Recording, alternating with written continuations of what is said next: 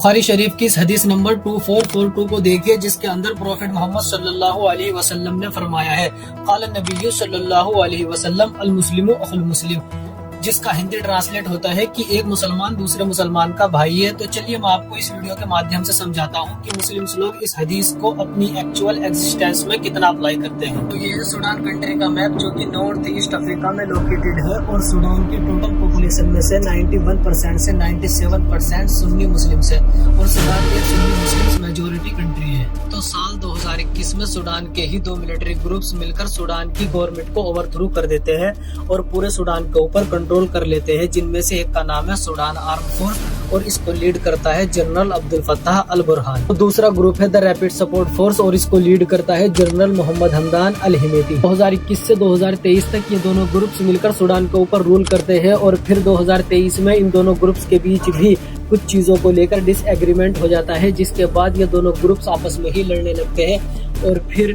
Sudan के अंदर शुरू होती है the civil war.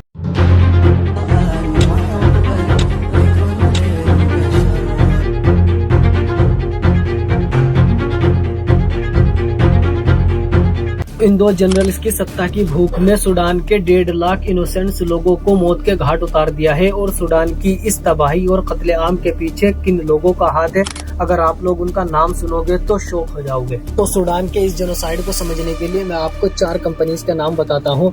Number 1 mineral resources, number 2 align for mining को लिमिटेड और number 3 Kush for exploration and production को लिमिटेड और नंबर 4 इंटरनेशनल रिसोर्सेज होल्डिंग। और इन चारों कंपनीज का काम है सूडान के अंदर माइनिंग करके सूडान का गोल्ड निकालना और उस गोल्ड को स्मगलिंग करके यूएई तक पहुंचाना।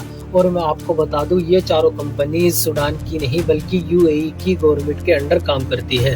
अब इन न्यूज आर्टिकल्स को देखिए, जिनके अंदर लिखा है यूएई ने सूडान के इन 2 मिलिट्री ग्रुप्स में से एक group the rapid support force को वेपन्स सप्लाई करे हैं, क्योंकि यूएई के लीडर्स चाहते हैं ये जो आरएसएफ ग्रुप है यही सूडान के ऊपर रूल करे।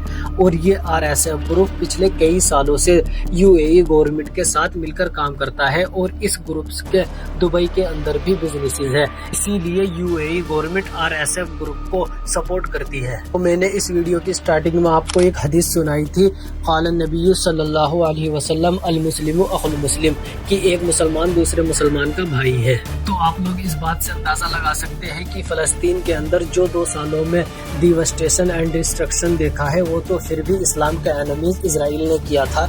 यहाँ तो एक मुसलमान भाई दूसरे मुसलमान भाई को मार रहा है कुछ वेल्थ एंड पावर के चक्कर में।